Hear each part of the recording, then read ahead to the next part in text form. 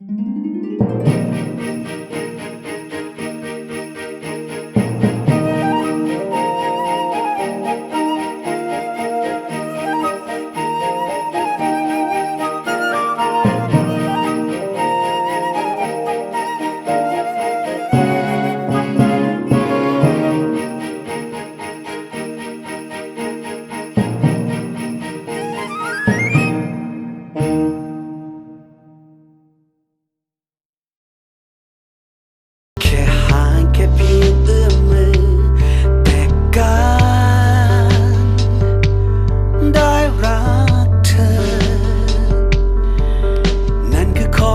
ำคัญกว่า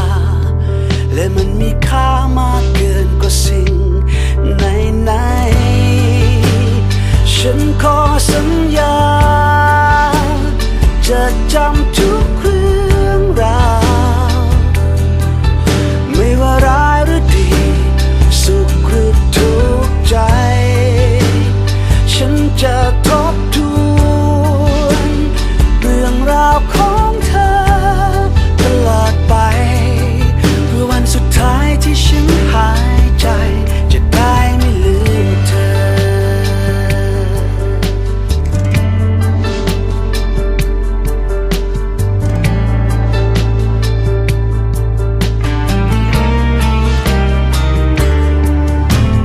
ปลายขอบฟ้ากับระเบียงที่เราเคยนั่งมองท้องฟ้าด้วยกันต้นไม้ต้นนั้นจะดูแลรักษามัน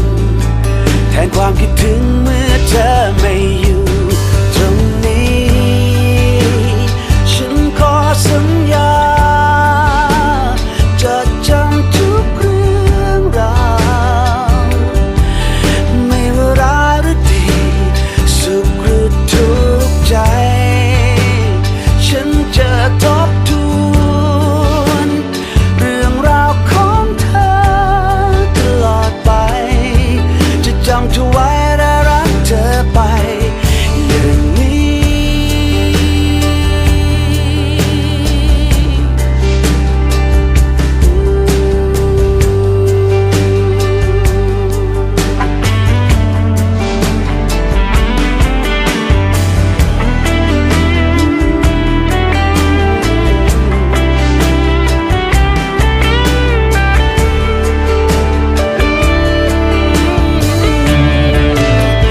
โปรดจงมั่นใจฉันขอสัญญาจะจำทุกเรื่องราวไม่ว่าร้ายหรือดีสุขหรือทุกข์ใจฉันจะทบทวนเรื่องราวของเธอตลอดไปเพื่อวันสุดท้ายที่ฉันหายใจจะได้ไม่ลืมเธอ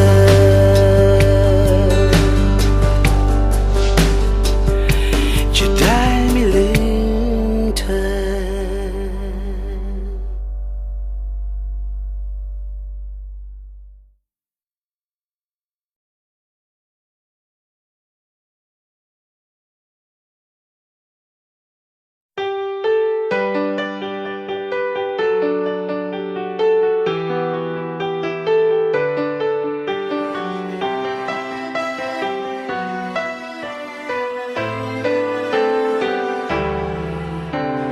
ภาพของฉันและเธอทุกสิ่งที่เธอให้ฉันที่เรานั้นเดินไปด้วยกันปล่อยให้เป็นอดีตใส่กล่องวางทิ้งไว้ทำเป็นลืมมันไป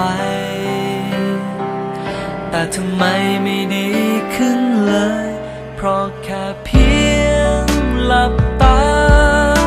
ก็เห็นภาพเธออยู่อย่างนั้นยังไม่มีสักคืนที่ฉันจะลืมว่ายังคงรักใครหากฉันใช้สมองจน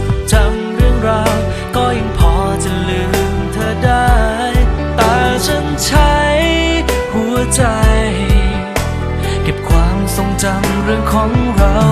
ต่อให้พยายามสักเท่าไรแต่ก็ทำได้เพียงแค่ทิ้งเรื่องราวรอบกายไปอยากจะทิ้งเธอไปให้ไกลแต่ความรักกลับยิ่งฝังลึกในใจ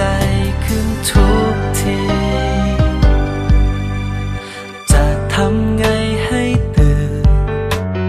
จากคืนที่ฉันฝันว่ายังมีเธอทั้งที่ความจริงไม่มีเพราะแค่เพียงหลับตาก็เห็นภาพเธออยู่อย่างนั้น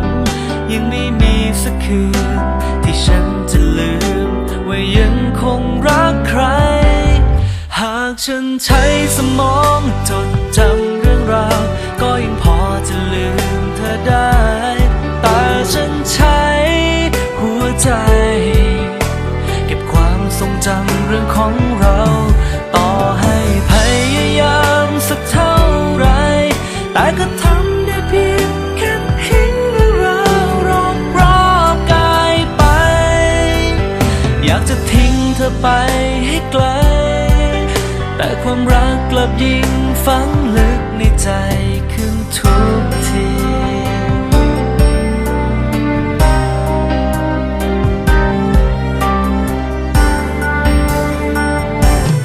หากฉันใช้สมองจดจำเรื่องราวก็ยังพอจะลืมเธอได้แต่ฉันใช้หัวใจเก็บความทรงจำเรื่องของเราต่อให้พยายามสักเท่าไรแต่ก็ทำได้เพียงแค่ทิ้งเรื่องราวรอบกายไปอยากจะทิ้งเธอไปให้ไกลแต่ความรักกลับยิ่งฝังลึกในใจขึ้นทุกทีจะทำอย่างไรถึงจะลืมเธอได้เสียที